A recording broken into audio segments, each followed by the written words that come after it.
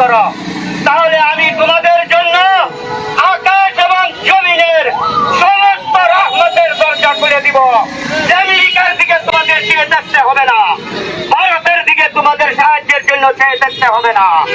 আমি তোমাদের জন্য আকাশ থেকে জমিন থেকে প্রচুর পরিমাণে আমি তোমাদেরকে সাহায্য পাঠাবো। ভাই সব, যদি আমরা আল্লাহর গজব থেকে বাঁচতে চাই, এই দুনিয়াতে আমরা কল্যাণ চাই, শান্তি চাই, তাহলে শান্তির ব্যবস্থা ইসলাম গ্রহণ করতে হবে।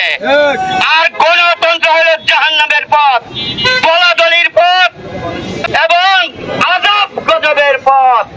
আমরা এটা স্বাধীনের পর থেকে যারাই ক্ষমতা এসেছে গণতন্ত্র দিয়ে দেশ পরিচালনা করেছে, আমরা গণতন্ত্র দেখেছি। গণতন্ত্রের ইতিহাস হলো লুটপাটের ইতিহাস, এই গণতন্ত্রের ইতিহাস শোষণ জুলুমের ইতিহাস, এই গণতন্ত্রের ইতিহাস বৈষম্য সৃষ্টি করার ইতিহাস।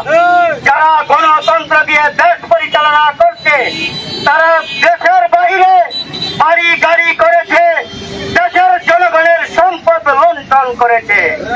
আমরা সেই গণতন্ত্র আর দেখতে চাই না।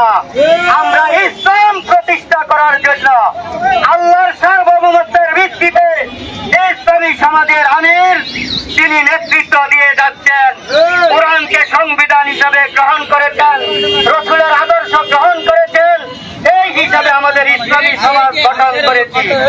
আসুন আমরা গণতন্ত্র সহ মানব রচিত সকল ব্যবস্থা পরিত্যাগ করে ইসলাম গ্রহণ করে আল্লাহর সার্বভৌমত্ব গ্রহণ করে ইসলামী সমাজের আমিরের নেতৃত্বে ঐক্যবদ্ধ হয়ে নিজেদের অর্থ সময় ব্যয় করে গণতন্ত্রের মূল উদ্বোধন করে ইসলাম প্রতিষ্ঠার লক্ষ্যে আমরা সামনে এগিয়ে যাই। আল্লাহ আমাদের একমাত্র সহায় সাহায্যকারী। আমিন।